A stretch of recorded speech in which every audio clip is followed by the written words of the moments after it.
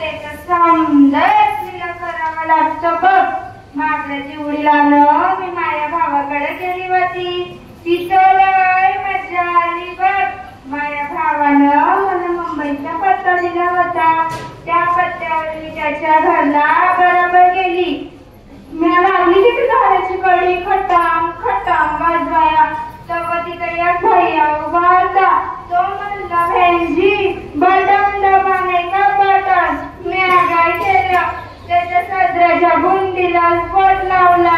तेव्हा तो म्हणला ये बटन नाही बहनजी वो बटन दबाने का वो बटन. मग मी बटन दाबलं आणि म्हणते माय भाऊजाई आली ना ग बाहेर. माय भाऊजाईनं माझ्या पायाला पडल्या आणि म्हणवंत तुम्ही घरात या. मी चहा बी बनवते तुम्ही तोंड धुवून घ्या.